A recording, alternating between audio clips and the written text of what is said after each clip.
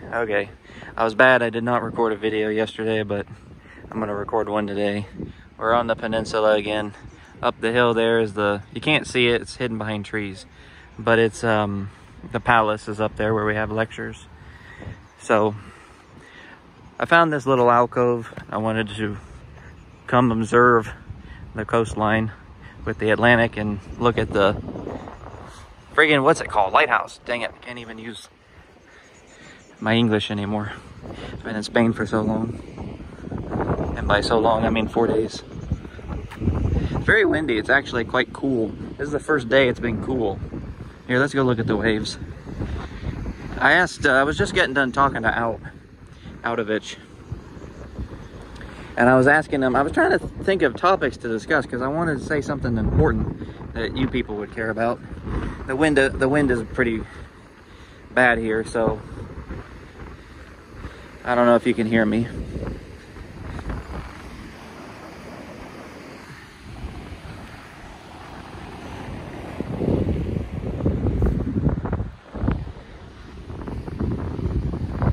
It is quite awesome here, I will say. Let's look at the lighthouse. Maybe I'll go work in a lighthouse if the PhD thing doesn't work out. Seems like a low-stress life. I really want one of those these days.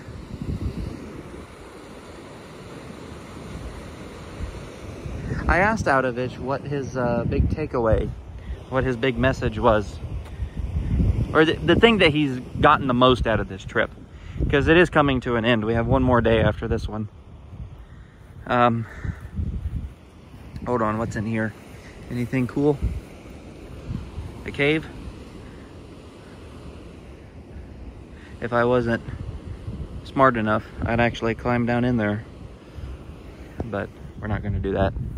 I asked him what his big takeaway of the talks were, and he said,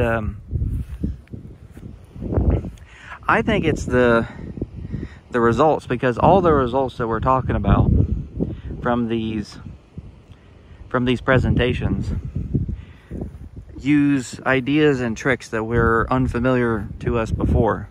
And all these results are pertinent to our research. And we're actually able to come up with some interesting open problems ourselves. At least I did. Because I took the problem and I went to a guy who gave a talk on it. He was discussing Cheeger sets. Maybe I'll make a video about Cheeger sets in the future, but he was talking about Cheeger sets. And I was like, maybe I'll take something that I'm doing and try and ask a question about Cheeger sets with it. So I came up with something. Oh, this is cool.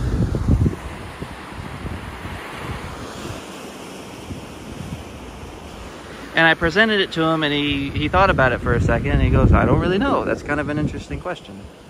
So that made me feel pretty good. It made me feel like a legitimate researcher. Nice boats.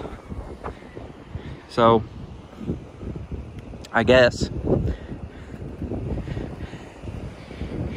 I'll investigate it a little bit, see if it goes anywhere. It'd be really kind of neat to come up with my own research problem and develop something of my own, put my name on it. Let's be careful here. This might be the end of struggling grad student. So that's like the most important thing, developing the new techniques. So I guess if I were to give it made me think of something today, and I guess I'll repeat it here because I know I've said it before. If you are studying high-level mathematics and you're trying to get good at it and develop some sort of intuition, because you do need that intuition to help you do research, is that if you're doing like a really hard measure theory problem and you have finally got the solution, or you're reading a proof, you know, you'll start there and then start doing problem solving. But you're reading a proof, you write down the steps that are used to prove the theorem. At the very end, do like a little, what do they call it in business? Like a recap, I guess, to say like, okay, what were the main ideas? What were the big tricks that were used in this theorem? And so in the world of convex geometry and harmonic analysis and all this study of convex bodies and polar bodies, intersection bodies, blah, blah, blah. There's so many different bodies here. Many different body types, we'll put it that way. These are different body types that we're studying. What I'm gonna do when I get back to the United States is, maybe I'll do it tonight, I don't know. Write down like all those tricks that we talked about today. Look up those papers. Like, I'd never heard of Cheeger sets before this conference, and now I'm kind of interested in reading more about them. And my advisor says that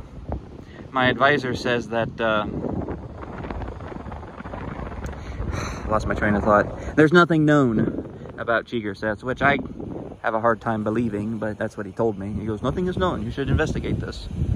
So that's what I want to do. We also had a discussion about postdocs and where people go for postdocs. There seems to be a pipeline from my university to this other university, which I don't want to mention, but it's outside the United States. And there's another university that's in that fold that's really, really outside the United States. So the point I'm trying to make is, maybe if I do a postdoc, it will most likely come from one of those places, if I'm lucky. You know, nothing's guaranteed. But if I'm lucky enough where a postdoc opportunity arises and I can go get a postdoc, more likely than not, it will be those two universities that are outside the United States. And I'm not really interested in leaving the US. It's kind of hard for me to do something like that. But I do appreciate traveling. This is amazing. I mean, look at what we're looking at here. You know, I'm so glad I accepted the offer to come to this. The traveling is an SOB, but when you're finally here and you get to experience this is pretty awesome.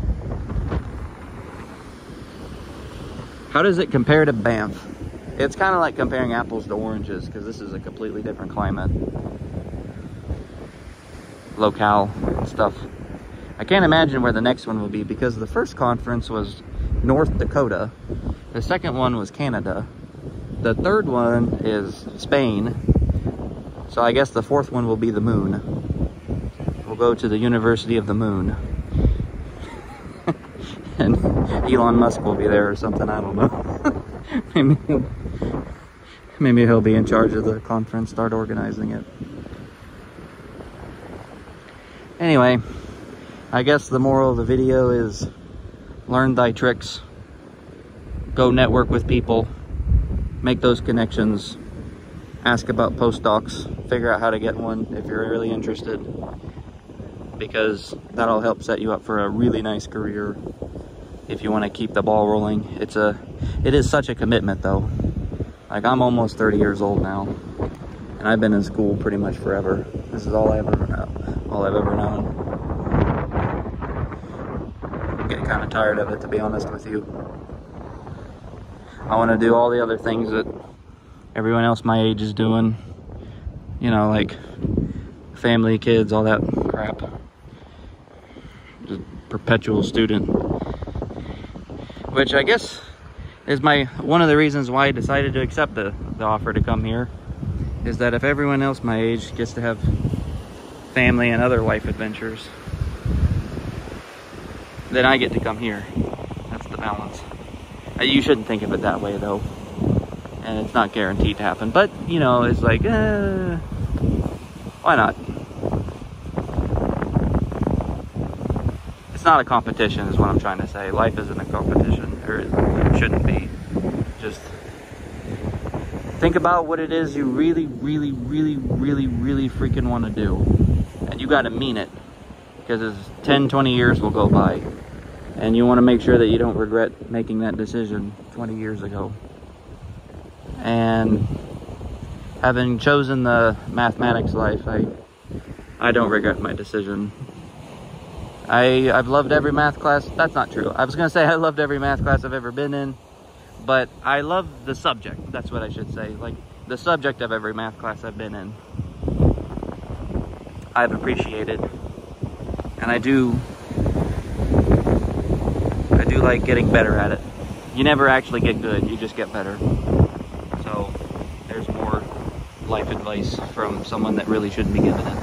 All right, I'm gonna end the video now.